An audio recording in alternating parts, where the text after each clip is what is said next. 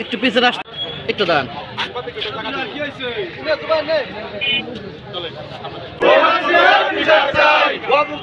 বিচার চাই, বিচার চাই, বিচার চাই, বিচার চাই, বিচার চাই,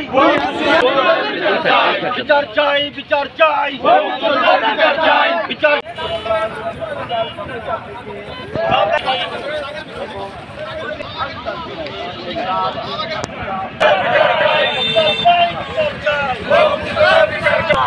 বাতিল চাই, বাতিল চাই,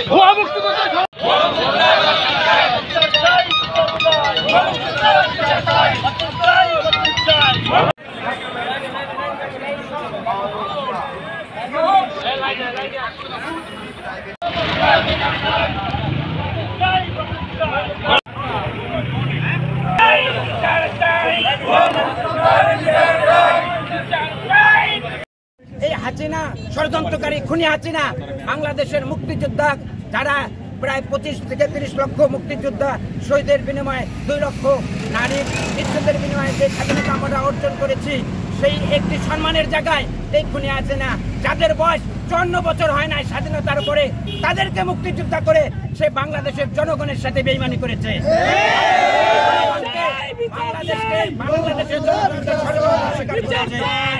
আমরা বলতে চাই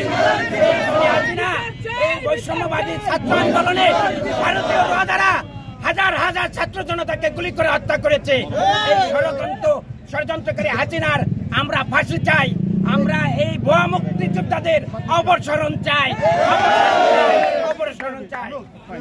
উপস্থিত আছেন ভাঙ্গা বিএনপির নেতৃবৃন্দ, উপস্থিত আছেন ভাঙ্গা উপজেলা কৃষক দলের বিপ্লবী সভাপতি সাহেদ মুন্সি, বিটু মুন্সি, উসমান মুন্সি সহ আমাদের নেতৃবৃন্দ। আমি বলতে চাই 2008 সালে এই খুনি হাসিনা ফখরুদ্দিন মঈনুদ্দিনের সাথে আঘাত করে ক্ষমতায় এসেছিল, এসে বাংলাদেশের সবচেয়ে সুরক্ষিত একটি প্রতিষ্ঠান সেনাবাহিনী, এই সেনাবাহিনীর 56 জন অফিসারকে মেরেছে। এই ষড়যন্ত্র করে ভারতের ষড়যন্ত্রের শিকার হয়ে আমাদের বাংলাদেশের সেনাবাহিনী এবং বিজিবির অনেক শত শত মানুষকে ওইভাবে মৃত্যু ষড়যন্ত্রের শিকার হইতে হয়েছে।